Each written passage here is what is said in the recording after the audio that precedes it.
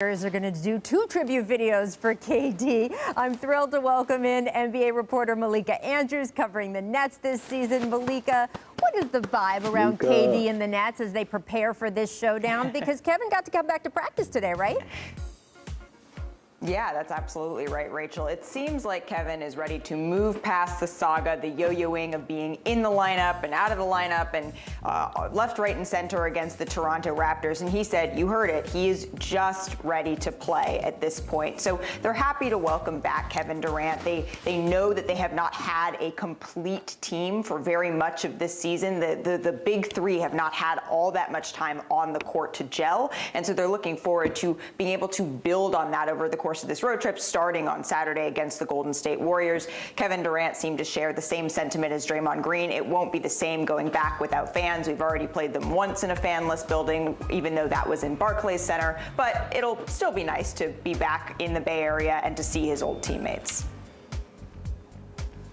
Yeah, I agree. I think he'll enjoy seeing his old teammates, and it's not going to have the same effects going back. He's still going to go back, and he's going to go off and score at will like he's done. I'm sure he's just, like I said, he's happy to be back on the basketball court and play basketball with his guys, and they're trying to tune up to get ready for a playoff run. So every minute, every game that they play together matters. So this is another game that matters to them. For sure. I think it's awesome to hear Draymond talk about KD like that, because you remember that shouting match they had on the sidelines against the Clippers. People always remember that, rightly or wrongly, as sort of the beginning of the end of KD in Golden State. But he's right. They won big together. They made a historical juggernaut together, 2-time Finals MVP. It should be a just easy video tribute, honor, standing ovation, all of that. And as far as what KD will do, he's been arguably the best player in the league this season. He's one of the greatest players of all time. He's still at the peak of his powers after an Achilles tear, which is crazy. And I just can't wait to see, as Malika said, the big three of the Nets have only played about 150 minutes together, and they've come in between games where Kyrie's out, KD's out, James is out. There's going to be a game, and maybe it's the Warriors game, where everything comes together, they defend a little bit better, and we all look around at each other and say, uh-oh. This team looks completely unguardable. It's coming, and they'll get better as the season goes. Yeah, and it's interesting. DeAndre Jordan is not going to play in that game tomorrow night. He is going to be out for personal reasons. Of course, we know the Warriors don't have a healthy center right now either. So I expect to see a different kind of matchup on the court tomorrow. And Malika, the fact that they did play this last week without KD, did that teach the Nets anything about what they need to do going forward? Well, I think what they need to work on going forward, Rachel, is just so clear. Everybody on this panel knows it. Everyone within the Nets organization knows it, that with or without Kevin Durant, they knew that defense is where they're going to be zeroing in on over the course of this road trip, over the course of this season. And Steve Nash has said many times, Kevin Durant is our best defender. So perhaps that was exacerbated a little bit with him being out of the lineup, those glaring problems that they had on defense, especially in that game against Detroit. That's one that Kevin Durant mentioned specifically in his availability today, when he said what he was looking forward to on this road trip was to be building defensively. But this is a team that is going to test the question of whether or not you need to have a top 10 defense in order to win a championship. That's their goal. We've heard James Harden say it to you. We've heard the Nets say it over and over again this season. The Warriors were able to do it when they finished 11th in the 17-18 season in their dynasty, and the Lakers were able to do it in the 2000-2001 season before that,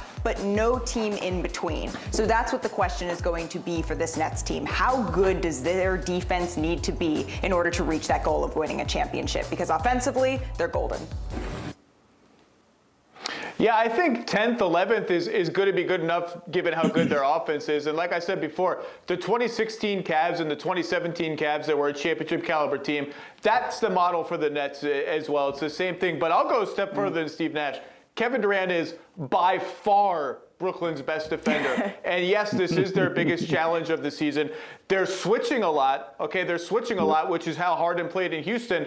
But Houston's teams are a reminder. Like, you can switch because it's convenient and easy, and you can also switch when your whole team buys into it, practices it, works on it, and that was the best Rockets team in 2018 that really bought into that. Kyrie Irving is not a natural switch guy because he's going to get pounded by big guys down low, and we've seen the Nets try to rescue him out of those matchups with other switches going around it. That stuff just takes buy-in, it takes practice, and to me the question for the Nets is, are you switching because it's easy and convenient and what you want to do, or are you switching because you're going to really buy into it and get great at it? Because if they go that route, they can win the championship.